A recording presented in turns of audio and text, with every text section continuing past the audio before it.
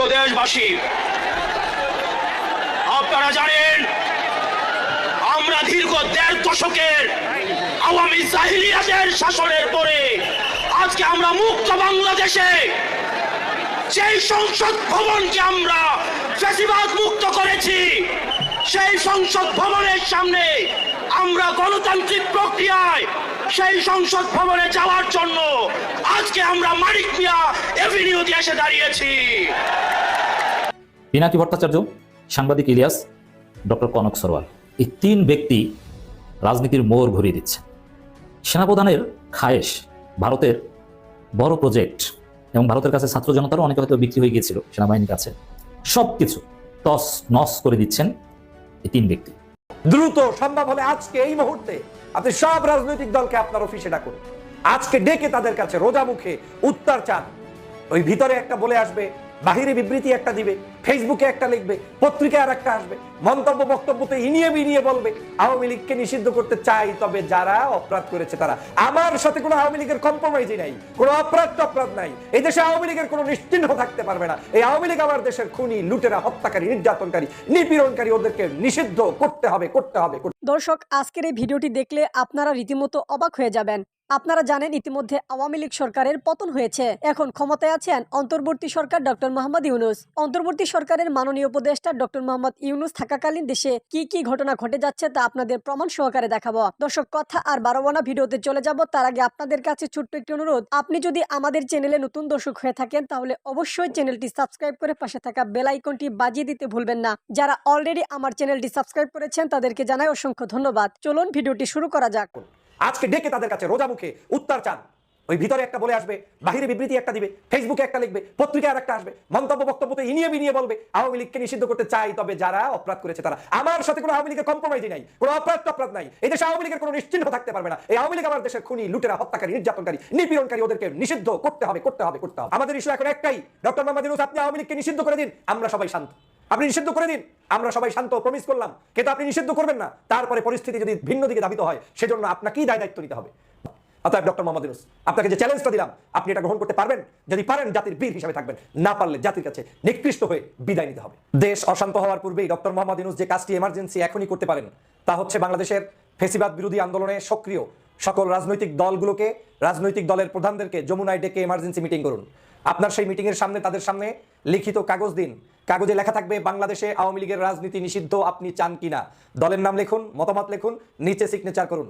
আপনার ডাকে সাড়া দিয়ে বাংলাদেশের সকল রাজনৈতিক দল যখন উপস্থিত হবে ওই পেপারটি তাদের হাতে বুঝিয়ে দিয়ে সাথে সাথে তাদের মতামত নিয়ে সেখানে যারা সিগনেচার করবে এই দলটি নিষিদ্ধের পক্ষে তাদের ছবি জাতির কাছে প্রকাশ করুন। এই দল নিষিদ্ধ না চেয়ে যারা এই দলের পক্ষে দালালি করবে, ইনিয়ে বিনিয়ে বিভিন্নভাবে কথা বলবে কিংবা নির্বাচনে আনতে চাইবে ভিন্ন নামে, তাদের ছবিটাও জাতির কাছে প্রকাশ করুন। আপনি হিরো হয়ে যেতে পারবেন, বাংলাদেশের মানুষের কাছে সকল বিতর্কের অবসান করতে পারবেন।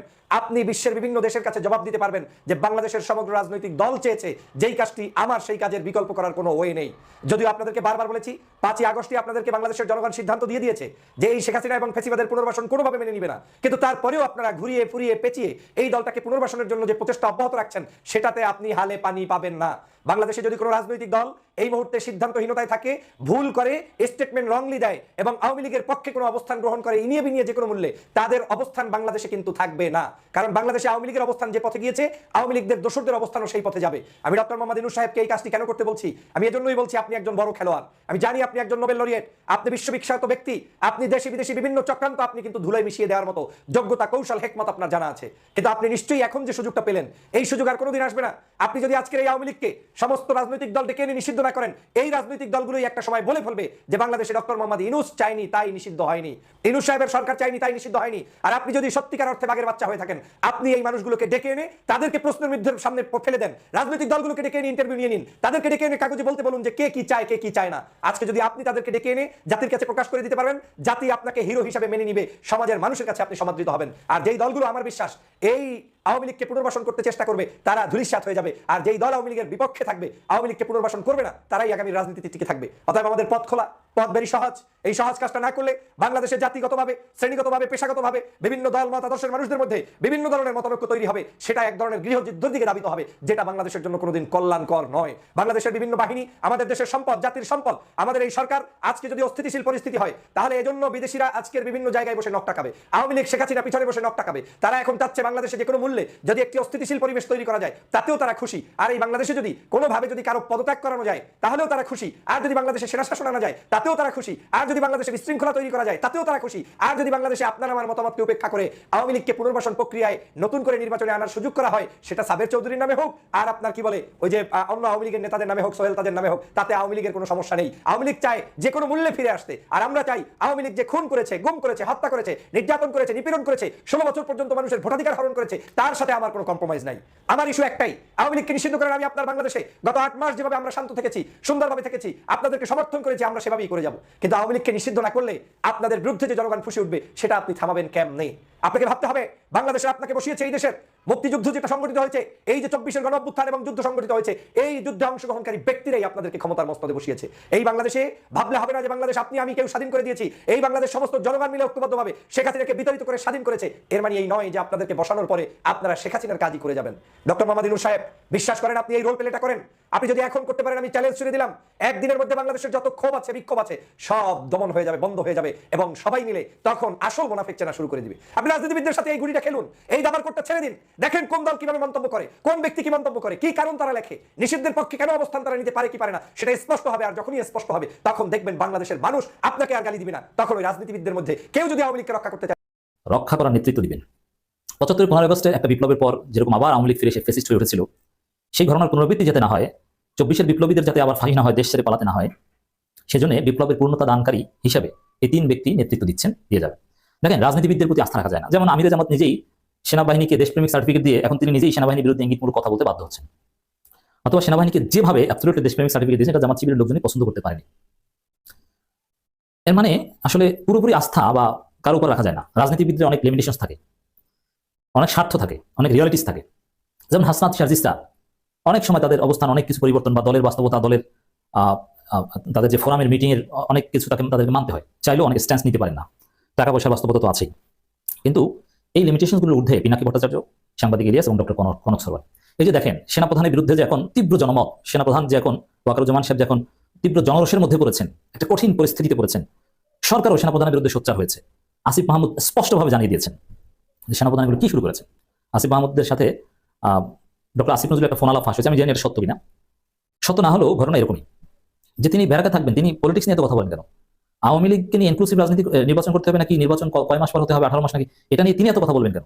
প্রচন্ড ক্ষুব্ধ প্রতিক্রিয়া আসিফ মাহমুদ দিকে, যেটা বন্ধ করতে হবে, এগুলোকে সাইজ করতে হবে, রাখা যাবে না তাকে, এরকম একটা অবস্থা।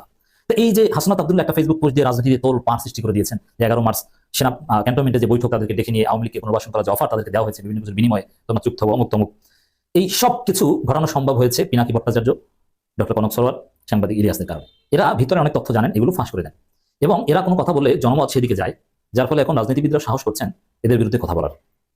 তো দর্শক, এই যে আওয়ামী লীগ পুনর্বাসনের যে উদ্যোগ সেনাপ্রধান নিজে নিয়েছিলেন ভারতের প্রেসক্রিপশনে, এবং জনগণ এখন যেরকম আওয়ামী লীগ নিষিদ্ধের দাবিতে আবার সোচ্চার হচ্ছে, গণ অধিকার পরিষদ কর্মসূচি ঘোষণা করেছে, এবং আরো বিভিন্ন দল, ঢাকা বিশ্ববিদ্যালয়ে মিছিল হয়েছে, সামনে দেখবেন যে সবাই, এবং আমির জামাত বলেছেন যে আওয়ামী লীগের চ্যাপ্টার ক্লোজড। এই পরিস্থিতি ঘটতে পেরেছে এই 3 ব্যক্তির কারণে। এই 3 ব্যক্তি এই ঘটনা ঘটেছে, রাজনীতিবিদদের এই স্থানে এনেছেন। এবং আওয়ামী লীগ নিষিদ্ধের, আওয়ামী লীগকে পুনর্বাসনের প্রজেক্ট সম্ভবত বাতিল হচ্ছে, হবে নিশ্চিত, এবং নির্বাচনে আওয়ামী লীগ থাকতে পারবে না। তো এই বিষয়টা ঘটতে যাচ্ছে এই 3 ব্যক্তির কারণে। এই জন্য আমরা বলবো যে রাজনীতিতে আপনি দল করেন, ঠিক আছে, আপনি পিনাকি ভট্টাচার্য, সাংবাদিক ইলিয়াস এবং কনক সরওয়ার যদি কোথাও জরুরি আহ্বান জানান, সে আহ্বানে সাড়া দিবেন। আপনি জামাত শিবির করেন আর যে দল করেন, আপনি যদি বিপ্লবের পক্ষে শক্তি হয়ে থাকেন, তারা আপনাকে বাঁচাবে। তাদের কারণে 75-15 আগস্ট বিপ্লবীদের যেরকম ফাঁসি হয়েছে, আপনার সেরকম ফাঁসি হবে না, আমাদের বিপ্লব পরিপূর্ণতা পাবে। কোনো রাজনৈতিক দল শেষ পর্যন্ত আপনাকে বাঁচাতে পারবে না। আসল ঘটনাটা তারা ঘটাবে। আমি দুইটা শক্তির উপর মারাত্মক আস্থা রাখি এখন, পিনাকি ভট্টাচার্য, কনক সরওয়ার এবং ইলিয়াস, এরা একটা গ্রুপ, এরা এবং বাংলাদেশ ইসলামী ছাত্র শিবির, এই 2 গ্রুপ দেশকে রক্ষা করবে। অর্থাৎ এদের আহ্বানে সাড়া দেবেন। জামাতের কথা কিন্তু আমি বলছি না, শিবির এবং এই গ্রুপটা। দর্শক, পিনাকি ভট্টাচার্যের প্রত্যেকটা বক্তব্য নিয়ে আমি বিশ্লেষণ করছি।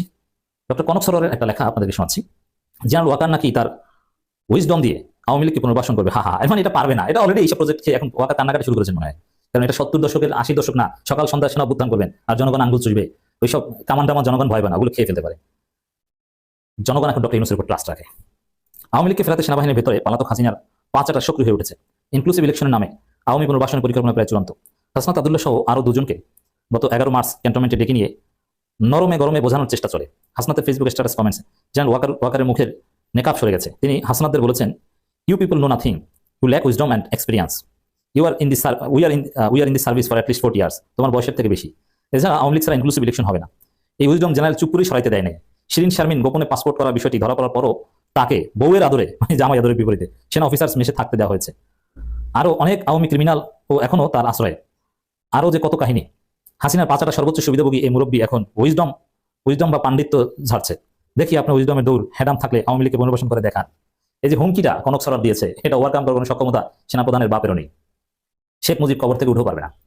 তো দর্শক, এই আওয়ামী লীগের কারা কারা সেনাবাহিনীর আশ্রয় ছিল, তাদেরকে কেন সেফ এক্সিট দিয়েছে, এটা কিন্তু কনক সরকার পাশ করেছেন, দীর্ঘ তালিকা দিয়েছেন যে আওয়ামী লীগের নেতারা কারা কারা আছে, তাদের একটা বড় অংশ গ্রেপ্তার হয়নি। যারা সেনাবাহিনীর আশ্রয় ছিল তাদের কোনো হদিস নেই, মানে তাদেরকে গোপনে পালাতে দিয়েছে। তো এইভাবে দেশবিরোধী যে কোনো তৎপরতা, আওয়ামী পুনর্বাসন, আওয়ামী লীগকে প্রোটেক্ট করার বিভিন্ন তৎপরতা, যেভাবে অনেক দূর দেশের থেকে ইলিয়াস পিনাকি কনক সরকার ফাঁস করতে পারছেন। বিশেষ করে সেনাবাহিনীর ভিতরে অনেক তথ্য কনক সরকার সাহেব সবচেয়ে ভালো জানেন, ইভেন পিনাকি ভট্টাচার্যের চাইতে ভালো জানেন। তো এই বিষয়গুলো রাজনীতির মোড় ঘুরিয়ে দিচ্ছে। এমন এমন তথ্য পিনাকি, ইলিয়াস কিংবা কনক সরকার জানেন, যেটা এনসিপি জানে না, জামাত ইসলামী জানে না, শিবিরও জানে না। তাদের কাছ থেকে সবাই জানে। আবারও বাংলাদেশ উত্তপ্ত হচ্ছে। জুলাই আগস্টে অনেক ইচ্ছা ছিল, কিন্তু ইচ্ছা থাকা সত্ত্বেও রাজপথে আসতে পারি নাই। কিন্তু এবার রাজপথে নামা লাগলে অবশ্যই নামবো। যেখানে সেনাপ্রধান নিজে প্ল্যান করে যে কিভাবে বাংলাদেশ আওয়ামী লীগকে পুনর্বাসন করা যায়, যেখানে সেনাপ্রধান ইন্ডিয়া এবং হাসিনার প্ল্যান বাস্তবায়ন করার জন্য মাঠে নামে, সেখানে তো আমাদের মাঠে নামতেই হবে। রিফাইন্ড আওয়ামী লীগ, নতুন এক আওয়ামী লীগকে বাংলাদেশে সকলের সামনে আনতে চায়, যারা জুলাই আগস্টে হত্যাকাণ্ডের সাথে জড়িত না। আমি শুধু একটা কথা বলতে চাই, কোনো ভালো মানুষ তো আওয়ামী লীগ করতে পারে না। আপনি কোন আওয়ামী লীগ দিয়ে নতুন রিফাইন্ড আওয়ামী লীগ মাঠে আনবেন, রাজনীতি করার সুযোগ দেবেন, তারাই আবার শেখ হাসিনাকে বাংলাদেশে আনবে না, এই গ্রান্টে আপনি দিতে পারবেন? কারণ আওয়ামী লীগ তো শেখ হাসিনার বিকল্প কাউকে চিন্তা করতে পারে না। হাসনাত আব্দুল্লাহ যে কথাগুলো বলছে, এর মাঝে একটা কথা খুব গুরুত্বপূর্ণ, যে সেনাপ্রধান বলছে যে আওয়ামী লীগকে ছাড়া ভালো নির্বাচন হবে না। 2024 নির্বাচনের আগে তো সেনাবাহিনীর প্রধানের দায়িত্বে ছিলেন। বিএনপিকে ছাড়া যে শেখ হাসিনা নির্বাচনটা করলো, তখন তো আপনাকে এই কথাটা বলতে শুনি নাই। যেখানে পশ্চিমা বিশ্ব চাপ দিতেছিল, সারা পৃথিবীর সব দেশগুলো বলতেছিল যে একটা অংশগ্রহণমূলক নির্বাচন দেখতে চায়। আর এই অংশগ্রহণমূলক নির্বাচন তখনই হবে যখন বিএনপির মতো বড় একটা রাজনৈতিক দল নির্বাচনে অংশগ্রহণ করবে। কই, তখন তো বিএনপি নির্বাচনে আসে নাই। আপনি তো শেখ হাসিনাকে সাপোর্ট করলেন। লজ্জা লাগে বলতে, সেনাবাহিনী কিনা পুলিশের আন্ডারে মাঠে নামলো। আর আজকে আপনি বলতেছেন যে আওয়ামী লীগকে ছাড়া বাংলাদেশে সুন্দর নির্বাচন হবে না। এটা আসলে লজ্জার। আসলে আমি আওয়ামী লীগকে নিষিদ্ধের প্রয়োজন দেখি না, বিকজ আওয়ামী লীগ তো 5ই আগস্টে নিষিদ্ধ হয়ে গেছে। অনেকে বলতে পারেন যে আওয়ামী লীগের বিশাল বড় একটা ভোট সংখ্যা আছে, তারা কি করবে? তারা তো সন্ত্রাসীকে সাপোর্ট করতে পারে না। তারা সন্ত্রাসকে সাপোর্ট করতে পারে?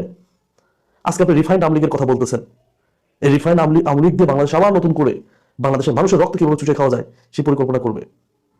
আমি সেনাবাহিনীর প্রধানকে একটা কথা বলতে চাই, বাংলাদেশের জনগণ আপনাকে হিরো হিসাবে অ্যাকসেপ্ট করছে, হিরো হিসাবে, যদিও আমরা করি নাই।